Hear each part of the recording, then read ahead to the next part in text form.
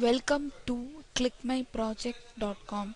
Let me discuss about the process validation of the inverse pulse wave transmit time series as a surrogate for systolic blood pressure in MVAR monitoring. Let us see the abstract of the process. ECG signals picks up the electrical impulses generated by the polarization and depolarization of cardiac tissue and translates it into a waveform. The waveform is then used to measure the rate and regularity of heartbeats as well as the size and position of the chambers. The patterns of the ECG signal for the normal and the abnormal persons differs. This differences is easily understandable by physicians. For automatic identification of abnormalities in ECG signals, the feature values were extracted from the signals and they were classified. The PPG signal is the measure of perfusion of blood to the dermis and the subcutaneous tissue of the skin. The combination of PPG and ECG signals were employed for the identification of the abnormality in the functionality of the heart. The statistical features such as entropy, largest Lyapunov exponent, dependent fluctuation analysis, and recurrence qualification analysis were extracted from the ECG signals. The RR interval in the ECG signal is calculated and they were used along with the statistical features. Finally, the pulse wave transmit time is measured combining the ECG and the PPG signal. So the pulse wave transmit time is calculated by comparing the ECG and the corresponding PPG signal. It gives the measurement of the time taken for a signal from aorta to the peripheral artery. PWTT is a measurement by finding the slope of the peaks occurring in the ECG signal and the corresponding baseline in the PPG signal. The calculation of the statistical features gives the feature values. The feature values were then used for the classification of the signals. Let me see the flow of the process. The ECG signals were first taken and it is basically denoised using the Butterworth filter, and the filtered signal is got.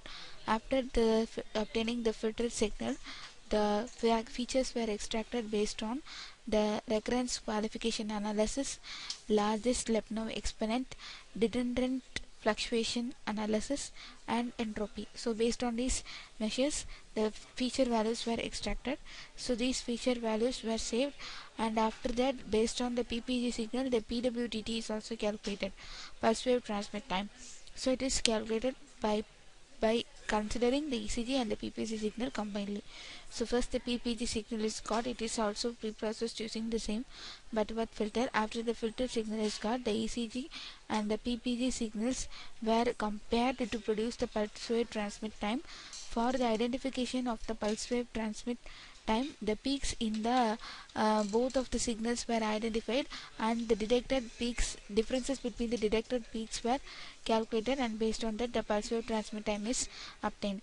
Both the ECG and the PPG signals has to be of the same person calculated at the same time interval. Such datasets were not available in internet, so we have just created the PPG signals of our own, and based on that only the calculations were done. So based on the comparisons of the ECG and the PPG, the PWTT is calculated. So after calculation of the PWTT, these features were combined with the test features resulting in the some values, particular values. So these features were then classified using KNN classifier as disease affected or normal. So these disease affected or normal signals were identified based on the labels provided by us for the classification methodologies. So we propose a classification methodology based on the features extracted from the ECG and the PPG signal combiningly. Based on that, the classifications were done as classified images were classified into original or not. Finally, the performances of the processor is measured by measuring the accuracy, sensitivity, and the specificity of the processes. Let me see the running procedure of the process. If you want to run the code, select the file main.m, which is located in the source code folder. Right click it and click on run file. The browsing option will be started for the selection of the ECG signals. So here we can select any one of the signals which is presented in the datasets. So as we can see, first the original signal and the noisy signals were calculated, and after that, based on that, the parameters were estimated here and the results were displayed. So the parameters like we are measuring like the exponential, international, LAM, TT, T1, T2 are all measured, and the extracted values were displayed here, and the process will be displayed after the parameters has been calculated. The PPG signal is got. So here we select any one of the PPG signal. All the parameters were calculated and it is stored here. So after selection of the PPG signal, the PWTT value is calculated, and based on that the comparison chart and the PWTT estimation were employed. So here the signal is classified as normal signal. So likewise here the PWT calculation is displayed like that. So here the ECG and the PPG signals were got, and in the ECG signals the higher peaks, and in the PPG signals the corresponding lower peaks were calculated, and the differences between them were calculated, and the results is displayed as the mean PWT. So this is the PWTT obtained. So as we can see, the differences between the highest peak of the ECG and the corresponding lowest peak of the PPG is calculated, and the values are displayed here. So similarly, the alpha 1, alpha 2 parameters for all the videos were calculated. So the noisy PPG is calculated, and the denoised PPG is displayed. Similarly, the noisy ECG is obtained and the preprocessed ECG is got. So based on these calculations, the input waveform is detected as normal. Finally, the comparison is between the KNN classifier and other methodologies described.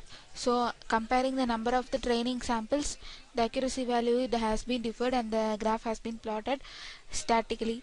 So, this is the overall process of the proposed ECG signal based classification of defects in the patients. So, here we are using the PWTT measurements and also other the statistical parameters estimated from ECG signals. Thank you.